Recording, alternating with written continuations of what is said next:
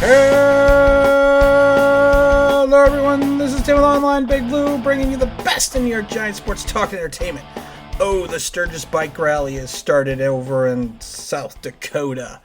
And you know what? It's interesting because if you can do an event like Sturgis, I think you could do some events like the NFL season.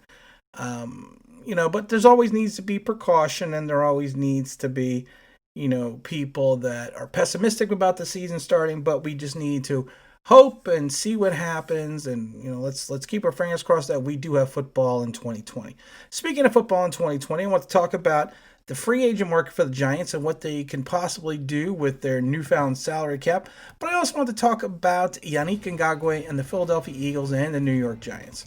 Yannick is still, of course, pushing for a trade. He already said that he would be willing to play for any other team under his current cap number, if he signs his franchise, if and when he signs his franchise tag. So he'll pay. He's so willing to get out of Jacksonville that he will play under that 17+ tag just to get out, and then work with the other team to sign a contract. And dropped a cap. A couple months before. Before the draft. I don't remember exactly when it was, but we did a video that we had Yannick going to the Baltimore Ravens because we kept hearing rumblings about them making a trade with the Jaguars. Now, of course, it turns out they traded and got Calais Campbell instead of Yannick. So Yannick has been pretty much tagged, and his name has been bantered about pretty much a lot of places in the league. We keep hearing Philadelphia. Now, I talked to a buddy of mine who was in Philadelphia, and he's the same gentleman. If you saw my last video, saw me with when I was on the field in Philadelphia. You can see the pictures. He's actually the gentleman that got me on the field. But he keeps hearing the same types of rumblings going on. Now, it's interesting because the Giants and the Eagles have very similar cap situations. The Eagles are at 22.4. The Giants are at 21.7. The Giants' cap increased from the 16.4 when the prorated bonus from Nate Solder was removed and added to the cap space. And of course, we had the Deandre Baker and with Deandre Baker not yet. I should rephrase that. The Sam Beal opt out, and we're probably going to see even some more money with the Deandre Baker because the Giants are probably more likely going to try to terminate the contract.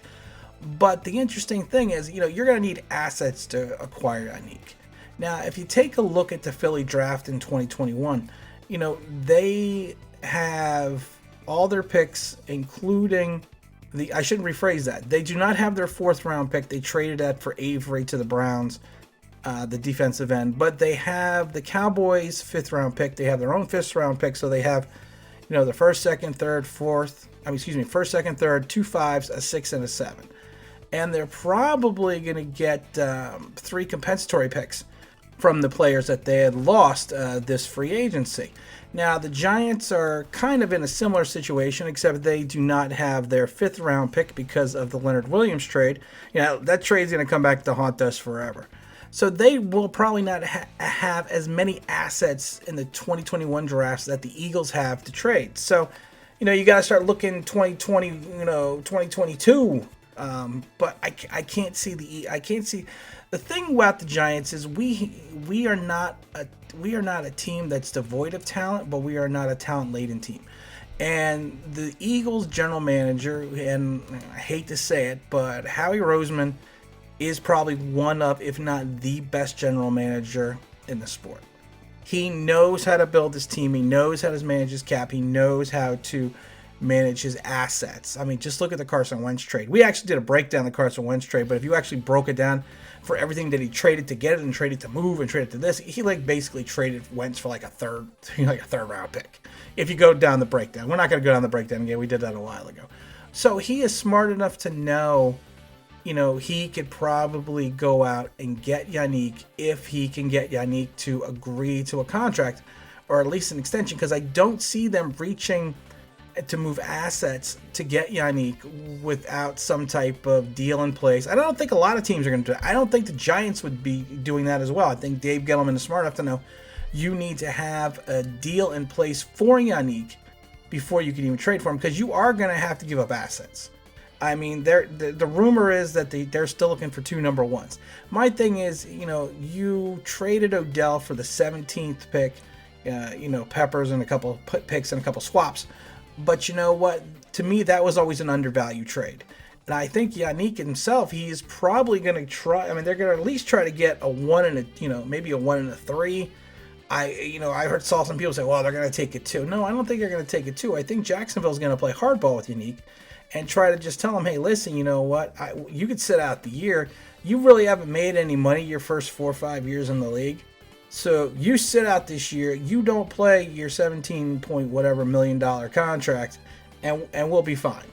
And then we'll revisit it next year. And that could potentially happen. But like I said, I don't see the Giants going after Yannick. I would not be shocked, from what I hear, if he ends up in Philadelphia. And if he ends up in Philadelphia, maybe within the next couple weeks. So, like I said, I would not be shocked if that happened. Now, the other thing I wanted to address is the current salary cap situation with the Giants in regards to free agents. Yes, right now we have a slight issue in the defensive backfield. The Deandre Baker news that came down should not have been a shock to anyone. I had been saying that for a long time now, I did not see Deandre being able to play this season. And even if he was able to have the charges dismissed or reduced, and more than likely that he was probably going to be suspended by the NFL. So I never really saw him as a viable asset this year. So I can't sit there and say to you, I'm so shocked that he's not on the team. But what I am shocked on, what I should be a little bit shocked is, there are some free agent cornerbacks that are available now outside of Ryan Logan. And I think they could probably have, it's not going to be a long-term solution. I don't think Logan Ryan at 29 is going to be a long-term solution. Maybe he's a 3-year solution, which I guess could be a long-term. But there are people, that are still on the street that may fit the bill a little bit more, like Williams out of Green Bay. Yes, Williams out of Green Bay, Cameron Williams out of Green Bay is, 497 years old. But he's a guy like Cameron Wake that can still play. I mean, is he a long-term solution? No, but he is a one-season solution, and he's also a good backup for our young corners. Same with, what's his name? Tremaine Brock out of, what did he play for? Tennessee last year. He's 30-something years old. I think he's 32 years old. Again, is he a long-term solution for the New York Giants? No, but he is a solution, that can fit for a couple of years. And then you even have the guy, who's the corner out of, there's another corner out of Carolina. What's his name? Elliott, and Elliott's another guy that could potentially come in, if we take a look at him. And he's someone that we could even pick up pretty much on the cheap. Same with like Tremaine Johnson. Tremaine Johnson was horrific for the Jets. Horrible for the Jets. Maybe it's the curse of MetLife that made him so terrible. But he's a guy that we could take a flyer on.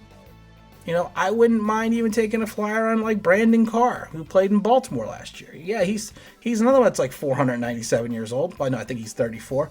But you know what? He is another asset that we can bring in on a fairly cheap contract, and we could give him a 1-year deal and go from there and maybe pick up someone in next year's free agency or in the draft.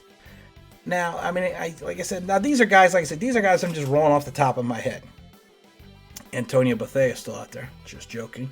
He is 497 years old. No, Antonio Bethea, I think, is 36 or 37 years old.